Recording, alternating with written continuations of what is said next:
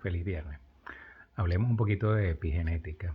Eh, no sé si ustedes saben cuál es la diferencia entre la epigenética y la genética.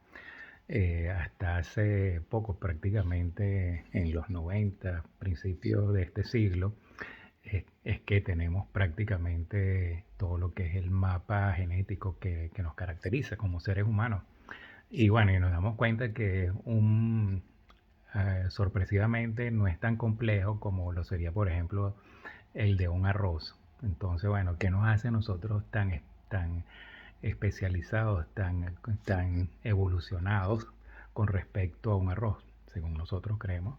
Bueno, por ahí anda entonces rondando la epigenética. Es decir, hay una cantidad de información que hace cómo se mezclan o cómo se activan o desactivan esa carga genética que tenemos nosotros en los cromosomas.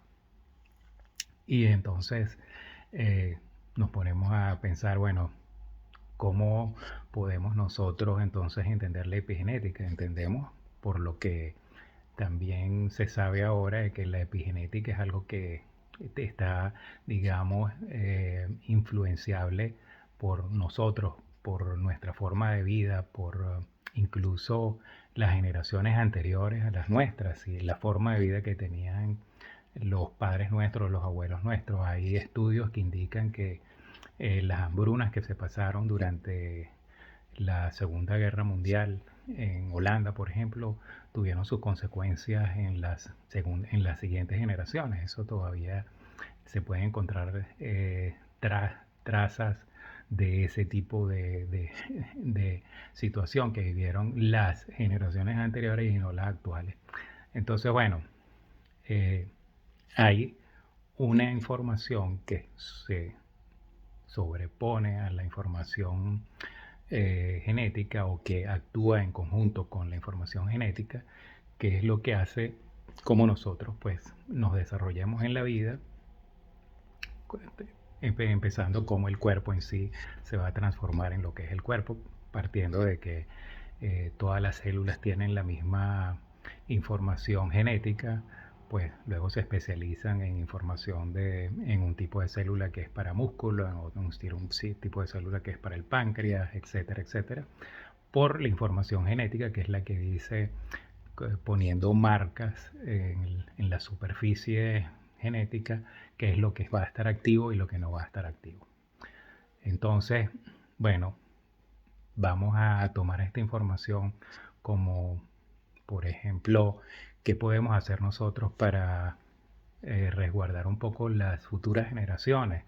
Pues debemos de cuidar de las madres, debemos de cuidar de las madres en el sentido de que los gobiernos tienen que eliminar todos los posibles estreses que pueda obtener una madre, si tiene angustias desde el punto de vista de trabajo, de alimentación, de tener, digamos, dónde ir a dar a luz, de cantidad de cosas que pueden producir estrés y que entonces pueden ser transmitidas a las próximas generaciones.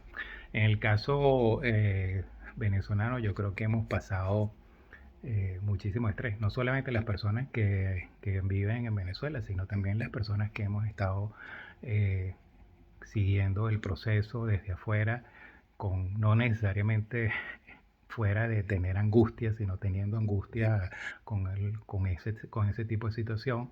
No sabemos qué va a ocasionar esto en las futuras generaciones, pero bueno, recomendación es desestresémonos también un poco con respecto a eso para que tengamos entonces una mente más clara al respecto y todo a la justa medida, pues, de no olvidar lo que está ocurriendo, pero no fijarnos, no tener una fijación al respecto que pueda producir entonces una huella que se pueda transmitir luego a futuras generaciones. Y bueno, tratemos de alimentarnos bien, tratemos de meditar, de oír música, de tener cualquier otro tipo de interacción con el medio ambiente que nos permita tener generaciones saludables y bueno, y nosotros pues también tener una vejez saludable, porque en la epigenética también transmitimos un poco cómo va a ser el proceso de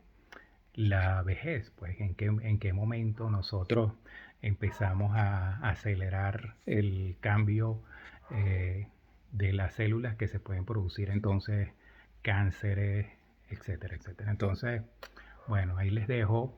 Hay que leer un poco más sobre epigenética, tenemos que tener bien claro, estos son conceptos nuevos que a lo mejor cuando nosotros fuimos al colegio no estaban todavía muy claros, pero que ya hay más información y habrá cada vez más información, así que hay que mantenerse activos en la búsqueda del conocimiento. Un abrazo.